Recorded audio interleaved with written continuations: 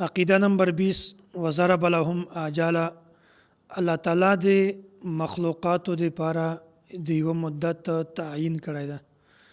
الله تعالی د مخلوقاتو دپاره یو وخت مقرر کړی ده چې کوم شی به دنیا ته په کوم وخت راځي او په کوم وخت به دا شی د دنیا نه ځي. هر شی به د الله تعالی د علم مطابق چې کوم وخت مقرر ده، هر شی به په خپل مقرر وخت باندې خپل کار کوي. الله تعالی قرآن کریم کې فرمایي لكل امة اجل اذا جاء اجلهم فلا يستأخرون ساعة ولا يستقدمون. الله تعالی یو وخت مقرر کړی ده، بیا چې کله هغه وخت راشي بیا هغه شی نه په وخت نه مخته کېدلی شي او نه په وخت نه وروسته کېدلی شي. د هر شي په باره کې الله تعالی ته علم ده. هر شی الله تعالی د خپل علم مطابق وخت د سړي دپاره د یو شي دپاره مقرر کړی ده چې هغه نه په خپل وخت نه مخته کېدلی شي او نه وروسته کېدلی شي. عقیده نمبر 21 ولم يخف عليه شيء من افعالهم قبل ان يخلقهم وعلم ما هم عاملون قبل ان يخلقهم. د مخلوقاتو په پیدا کولو نه مخته هم الله تعالی ته د دوی د افعالو علم وو، او د مخلوقاتو په پیدا کولو نه مخکې هم الله تعالی ته د دوی د اعمالو علم وو.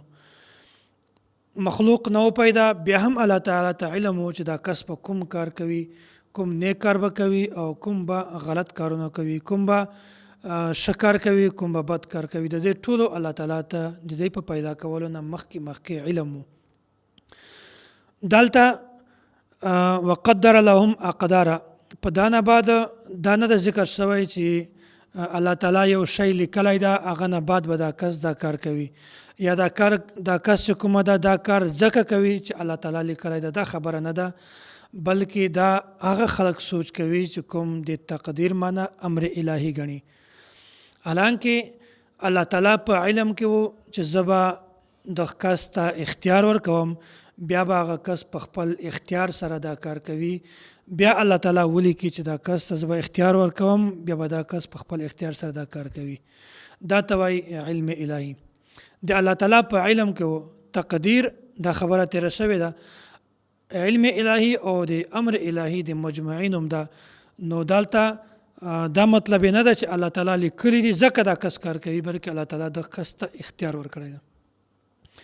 او بل الله تعالی ته د دې په پیدایش نه مخکې هم د هر شي علم وو. دا مطلب نه ده چې الله هغه کس یو کار وکړي هغه نه بعد الله تعالی ته د یو شي علم وشي، حالانکه هغه کس کار نه وي کړی، پیدا شوی هم نه وي، د یو په پیدا کولو نه مخکې هم الله تعالی ته د دې ټولو خبرو علم وي. عقیده نمبر 22 وامرهم بطاعته ونهاهم عن معصیته.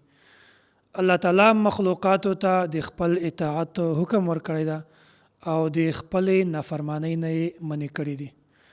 دینه خلاصه چې کومه ده هغه دوه شیان دي، یو د اوامر او یو د نواهی. الله تعالی چې کومو خبره مونږ ته حکم کړی ده، د کوم کار کولو یې مونږ ته حکم کړی ده، مونږ به هغه کار کوو، او کومو کارونه چې مونږ الله تعالی منې کړي یو مونږ به د هغو کارونه ځان منې کوو. بیا انسان هلته کامیابي چې کله دا د الله تعالی او د رسول الله صلی الله علیه وسلم په طریقه باندې او د الله تعالی په حکم باندې عمل وکړي، بیا د انسان کامیاب ده. او که چیرته یو کس الله تعالی د حکم نافرمانی وکړي او د رسول الله صلی الله علیه وسلم چې کومه طریقه ده د هغې نافرمانی وکړي، بیا د انسان د همیشه دپاره د نقصان په لاره کې روان ده.